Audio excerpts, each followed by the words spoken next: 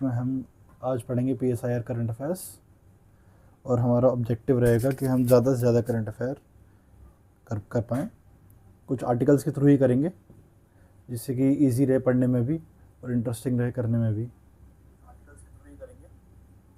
सो जो पहला आर्टिकल है वो हमारे मीन्स के लिए है, the world needs Indian diplomacy. ये लिखा है शिवशंकर मेनन ने। शिवशंकर मेनन जो है वो फॉर्मर फॉरेन सेक्रेटरी रहे हैं। न्यूज़ में क्यों ये आर्टिकल कह रहा है कि ये आपको मीन्स पे सारे आर्गूमेंट है, ये सारे मीन्स के आर्गूमेंट है। That in a fragmented and uncertain world order Indian diplomacy is seen as a stabilising, credible and constructive force. So अगर आप कोई भी पेपर 2 का आंसर लिख रहे हो जिसमें ग्लोबल साउथ की बात हो रही है,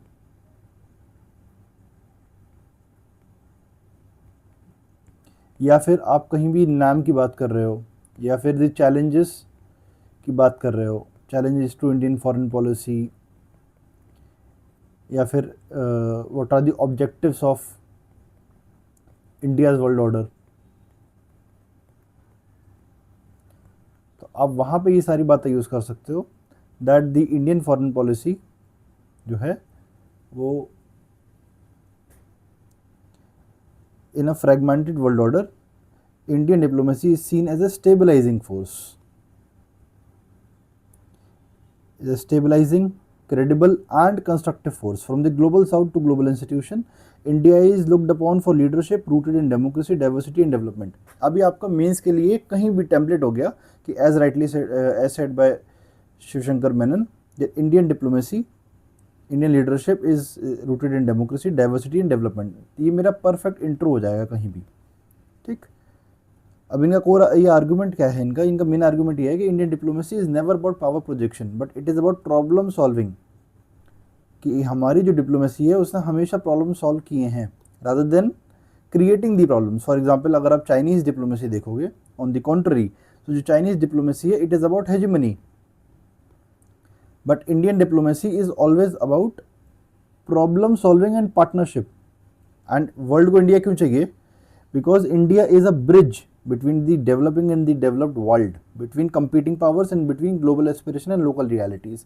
So अगर आप कोई भी आंसर लिख रहे हो जिसमें आप ग्लोबल साउथ के बारे में बता रहे हो, ग्लोबल साउथ कौन से यूनिट में आता है भाई, आप बताओगे मेरे को?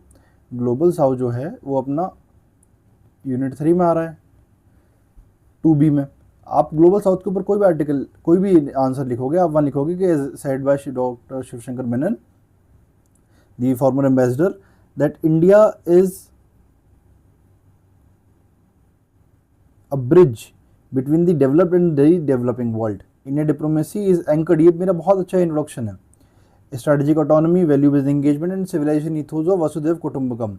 इससे अच्छा इंट्रोडक्शन फिलहाल 2B के किसी भी आंसर में नहीं होगा। आप चाहे यूनिट 1 में जाओ, चाहे यूनिट 2 में जाओ, चाहे यूनिट 3 में जाओ, चाहे यूनिट 7 और 8 में जाओ, इससे अच्छा इंट्रोडक्शन हो ही नहीं सकता।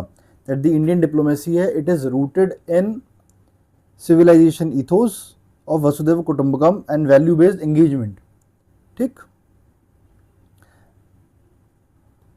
Now what are the limitations. अब आते हैं प्रेजेंट वर्ल्ड ऑर्डर पे। तो प्रेजेंट वर्ल्ड ऑर्डर कैसा है भाई? जियोपॉलिटिकल राइवलरीज हो रही हैं। For example Iran and Israel crisis. There is erosion of multilateralism. For example, US withdrawal, USA का withdrawal हो गया है। Economic inequality and debt trap हो जा रहा है। For example, श्रीलंका क्राइसिस हुआ। Climate crisis and human security challenge. Climate crisis के sea level rise हो रहा है, rise of sea level. Technological disruption and digital divide. तो ये हैं present challenges to world order।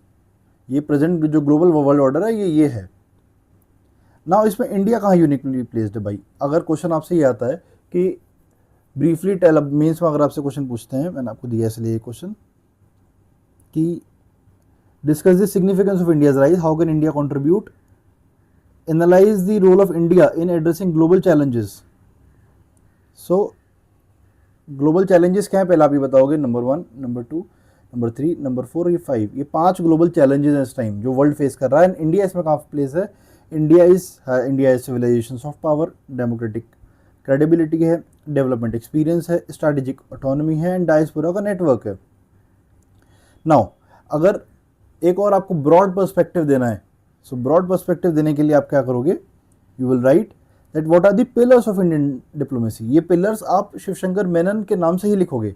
The pillars of Indian diplomacy is neighbourhood first, for example Sagar and BBIN, Act East initiative, Global South leadership, voice of Global South, issue based coalition, Quad, I2, U2, ISA, CDRI, G20, G4, G7 में invitee हैं हर साल के। तो हम multilateral reform हम push कर रहे हैं, डेवलपमेंट पार्टनरशिप करते हैं, लाइन ऑफ क्रेडिट देते हैं, and then we also do strategic autonomy, we also have strategic autonomy.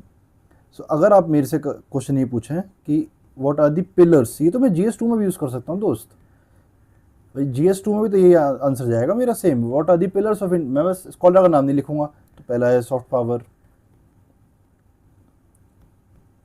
Then developmental capacity India push करता है, India is also issue based alignment है, स्ट्रेटेजिक ऑटोनॉमी है, स्ट्रेटेजिक ऑटोनॉमी के बाद में और क्या था, नेबरहुड फर्स्ट पॉलिसी। सो ये तो मैं डायग्राम बना सकता हूँ बहुत अच्छा, ये तो मेरा डायग्राम मेरे को +1 मार्क्स देके जाएगा PSIR में अगर ये मैंने बना दिया तो। ठीक, अब एग्जाम्पल क्या यूज़ करेंगे आप, जो मैंने पीछे भी आपको सारे इनिशिएटिव बताया उसके सारे एग्जाम्पल मैंने यहाँ आपको लिख के दे दिए हैं मेरे टाइम डिप्लोमेसी के लिए, ये सब इंडिया के एग्जाम्पल्स हैं। ठीक, now what is the India's vision for world order, ये एक क्वेश्चन आ रहा है। ये जयशंकर का कोट है that we believe that this is the era of dialogue not division, of diplomacy not disorder, of democracy not dictatorship. Is a beautiful quote that you can quote in your exam. ये quote ही आपको एक बहुत अच्छा template देके जाएगा +1 marks के लिए, that what is the vision of the world order. I think I have not shared the link, the live feed in my group. Just a second, let me share the live link. हो गया। So India का vision क्या है, India advocate for a multipolar inclusive and rule based world order, support pluralism, peaceful coexistence, ये India का vision है world order का। अभी चैलेंज क्या है इंडियन डिप्लोमेसी के सामने, ग्रेट पावर राइवलरी है, ग्लोबल इकोनॉमिक स्लो डाउन है, नेबरहुड इंस्टेबिलिटी है, रिफॉर्मिंग ग्लोबल इंस्टीट्यूशंस है, नीड फॉर ग्लोबल कैपेसिटी है, वे फॉरवर्ड इन्वेस्ट करिए, ये सब है। ठीक, अब ये प्रोबेबल क्वेश्चन आपके लिए, how can India balance great power relations and all. ठीक, तो ये है इस टॉपिक का मेजर फंडा। तो अभी हमें यहाँ से क्या मिला, 2B का पूरा कंटेंट, एक आर्टिकल्स तैयार हो गया, यही कोड करना है बस, इसी पे नंबर है। नाउ अब ये है 1A का, that where new liberalism went wrong. भाई न्यू लिबरलिज्म गलत कहाँ हो गया, ये ब्रांको मिलेनकोविच का आर्टिकल है, मिलेनोविक का आर्टिकल है, and he has beautifully analysed कि जो न्यू लिबरलिज्म है उसका डाउनफॉल कहाँ से शुरू हुआ। सो इनका he says that new liberalism की जो आइडियोलॉजी थी वो 1980s तक डोमिनेट रही, लेकिन उसके बाद में it has failed to deliver broad based prosperity and equality. जो न्यू लिबरलिज्म की जो आइडियोलॉजी है, ये तो मेरा परफेक्ट इंट्रोडक्शन हो सकता है, इसको तो मैं एज अ इंट्रो यूज करूंगा। ठीक, now what is new liberalism, पहले ये जानते हैं। It is a free market, deregulation, privatisation, fiscal discipline, limited role, ये हो गया core principles of new liberalism. अब इशू क्या है, प्रॉमिस ऑफ रियलिटी, ये मैं कंपैरेटिव एनालिसिस दिखाऊंगा जब मैं 1B का कोई भी आंसर लिख रहा हूँ अबाउट न्यू लिबरलिज्म। ये क्वेश्चन तो इस बार आना ही मेंस में कि भाई कहाँ गलत हुआ, rising inequality, top 1% is controlling the wealth, financialisation, shift from production economy to finance economy, weakening of the welfare state, जो वेलफेयर स्टेट का कॉन्सेप्ट है वो वीक हो गया है, ग्लोबलाइजेशन विदाउट गवर्नेंस। भाई जो आज USA ने एंथ्रोपोइक को बोल दिया कि आप जो माइथोस आपका वर्जन है, वर्जन ऑफ माइथोस, उसको लिमिटेड रिलीज करिए। सो क्या हो रहा है भाई, कुछ लोग कंट्रोल कर रहे हैं, कल्चरल सोशल फॉल आउट हो रहे हैं। नेक्स्ट, अब न्यू लिबरलिज्म के ऑलरेडी क्रिटिक हैं, स्कूल्स ऑफ क्रिटिक है, कंस्ट्रक्टिविस्ट क्रिटिक, ये तो हम हमेशा पढ़ते ही हैं। अब मैनिफेस्टेशन ऑफ क्राइसिस क्या हो रही है, there is rise of populism, जैसे ब्रेग्जिट, ट्रंप, इंडिया में Modi government, Latin America, Europe, debt बढ़ रहे हैं, sovereign debt crisis, Greece, Argentina, Sri Lanka, stalled wages, real wage stagnant है 80 से 90% एडवांस इकोनॉमीज में, डिक्लाइन ऑफ ट्रस्ट। भाई जो ग्लोबल इंस्टीट्यूशंस लाइक WTO है, उनसे WTO, WHO, इनसे तो US विड्रॉ कर रहा है, तो institutions going down. Climate crisis हो जा रही है, कोई ऑल्टरनेटिव है? Yes, the alternative is democracy plus market plus redistribution is equals to sustain future. मैं ये सेम टेबल बना दूंगा अपने आंसर में मेंस के, और यही एक टेबल मेरे को +1 या +1.5 दे के जाएगी एंड मैं राइटर का नाम भी लिखूंगा, ब्रांको मिलेनोविक। ठीक, अब यहाँ से हम कुछ कोट भी ले सकते हैं क्या? हाँ, एक कोट हमारे पास, क्या है quote? The fundamental problem of our time is not efficiency but inequality. Neoliberalism is not policy prescription but a set of ideas about how society should be organized. Globalization is not the problem, inequality is। कितना अच्छा coat है, इसको तो मैं direct means में use करूँगा अपने ना। अब कुछ क्वेश्चन है जो आप यहाँ से अटेम्प्ट करने की कोशिश कीजिएगा, ये जरूर आएंगे मीन्स में इस बार। That neoliberalism created winners in the globalisation era but left many behind. Perfect question. Relationship between neoliberalism and rise of populism. UPSC अभी देखिए लास्ट ईयर 2 जो सवाल आए थे अबाउट डेमोक्रेटिक बैकस्लाइडिंग, वो अप्लाइड क्वेश्चन था, ये भी सेम अप्लाइड क्वेश्चन है इस टॉपिक से। ठीक, ये सारा पीडीएफ अभी मैं ग्रुप में शेयर कर दूंगा। Next is about China, this is about 2A। ठीक, वाई इन न्यूज भाई अराउंड ग्लासरमैन का आर्टिकल है that Beijing doesn't want spheres of influence. इनका आर्ग्यूमेंट है that amid growing US-China strategic rivalry, debates about a multipolar world often focuses on the return of a sphere of influence. इनका जो argument है ये समझिएगा, that China rejects the idea of dividing the world into exclusive sphere. Beijing prefers inclusive framework, issue-based coalition and flexible partnership. China की जो strategy है, it is rooted in sovereignty, non-interference and mutual benefit. It seeks influence and leadership, not hegemony. अब देखिए, these are argument from the Chinese side. ठीक, China की position क्या है? Sovereignty. ये चाइनीज साइड का आपको आर्गुमेंट है जो आपको लिखने चाहिए मेरे हिसाब से, क्योंकि आपको दोनों साइड पता होने चाहिए। कल आई थिंक इंडियन एक्सप्रेस में भी एक आर्टिकल आया है, बहुत अच्छा आर्टिकल है, वो भी चाइनीज के कंसुलर जनरल ने ही लिखा है। बेसिकली देखो, आपको दोनों साइड के आर्गुमेंट दिखाने होंगे ना। अगर आपसे क्वेश्चन पूछता है कि भाई चाइना का राइज हो रहा है, तो चाइना का आप एग्जाम्पल भी दोगे यहाँ से कि नहीं भाई ऐसा नहीं है, चाइना का जो राइज है, it does not mean that China is trying to remake the world, it want a more inclusive order where it has greater say. अब आपको इसको क्रिटिकल एग्जामाइन भी करना है भाई। अब China is how China is building influence, BRI, SCO, AIB, global security initiative, BRICS, flexible partnership. China का discourse versus spheres of influence. Now there is a counter argument by Stephen M Walt. आप ये comparative table देखिएगा। China seeks regional hegemony, Stephen Walt कह रहे हैं China को hegemony चाहिए। Spheres are a natural outcome of power transition. Aaron Glaserman कह रहे हैं नहीं भाई, चाइना को हेजेमनी नहीं चाहिए, China is creating a more inclusive world. China aspires for leadership but through legitimacy. ठीक, सो ये इतना इंपॉर्टेंट आर्टिकल नहीं है, बट हमें ये चाइनीज पर्सपेक्टिव को समझने के लिए पढ़ना था बस। Now I think this is last, second last, 2 और बचे हैं, will take 5 more minutes then. So Beijing का मलक्का डिलेमा आफ्टर हॉर्मुज। भाई हॉर्मुज क्राइसिस सबको पता है, चाइना जो है वो वर्ल्ड का लार्जेस्ट इंपोर्टर है क्रूड ऑयल का। 80% of China seaborne oil import and large part of trade passes through strait of Malacca. Malacca China का, what is Malacca dilemma of China? Economic imperative, geographical vulnerability and security. क्यों 80% तो Malacca से हो रहा है? China का dependence Malacca के ऊपर देखिए, समझिएगा। 80% चाइना का सी बॉर्न ट्रेड मलक्का के थ्रू होता है। 60% जो है वैल्यू का होता है। 17 बैरल पर डे का ट्रेड मलक्का से फ्लो होता है चाइना का। अगर कुछ भी होता है, देखो China will any day will want to control Malacca, क्योंकि अगर चाइना के हाथ से मलक्का गया तो साउथ चाइना सी का पूरा नेक्सस खत्म हो जाएगा चाइना के हाथ से, इकोनॉमिक शॉक हो जाएंगे। China will never want this to happen. So China की जो स्ट्रैटेजी है, it is always about managing Malacca. कैसे? चाइना ने अपने एनर्जी रिसोर्स डाइवर्सिफाई कर लिए, अफ्रीका वगैरह से लेके, रशिया से ले रहा है, सेंट्रल एशिया से ले रहा है, ओवरलैंड पाइपलाइन नेटवर्क बना रहा है। China Myanmar oil and gas pipeline, China pass CPEC क्या है? ग्वादर पोर्ट। भाई सीपैक से कहाँ जाएगा? सीपैक से बाईपास कर दिया आपने सक्षम वैली से होते हुए ग्वादर पोर्ट, पाकिस्तान के अरेबियन सी आ गए डायरेक्ट, आपने पूरा मलक्का बाईपास कर दिया। और China Myanmar oil gas pipeline क्या? क्यों यहाँ से आपने ऊपर नॉर्थ से साउथ पाइपलाइन डाली है China to Myanmar, and you have skipped again state of Malacca.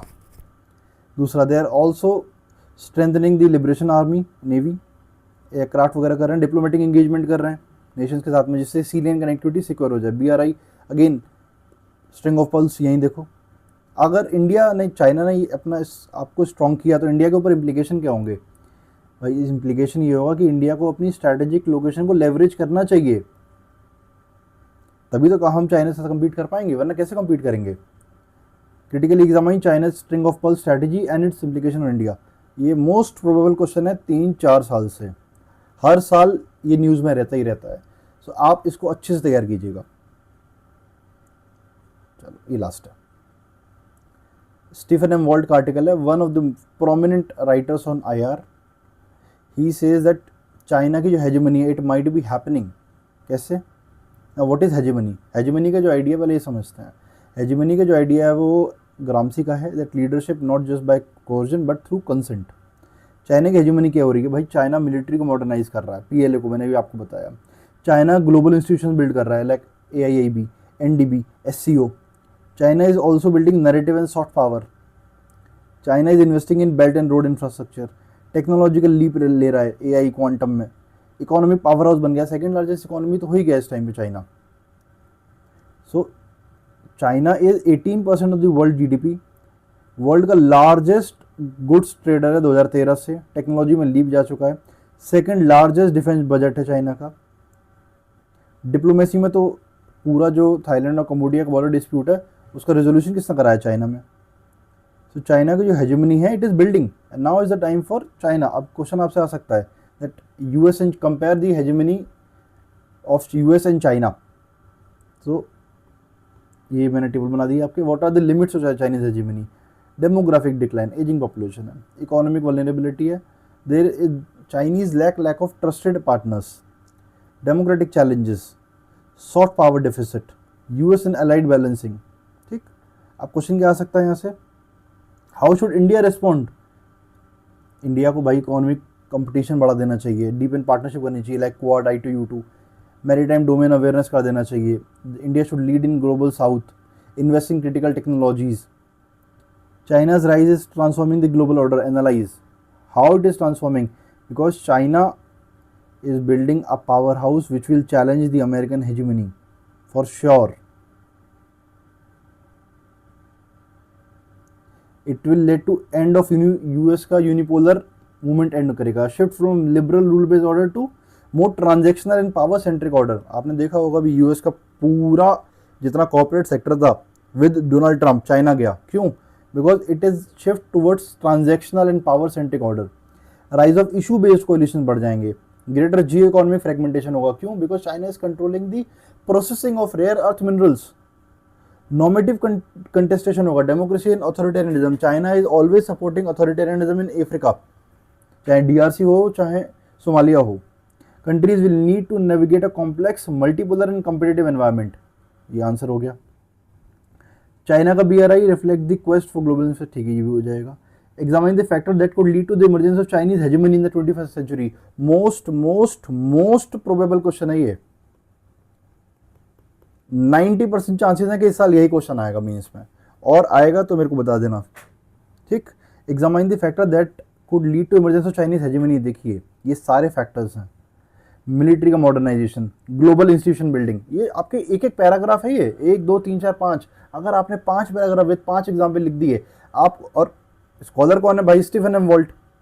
इससे बड़ा आर्गूमेंट आप क्या दे सकते हो? स्टीफन एम वॉल्ट से आप आर्गूमेंट ही आप बताओगे स्टीफन एम वॉल्ट का, कि भाई he argues that economic strength, technological capabilities में now the world is moving towards China centric world order.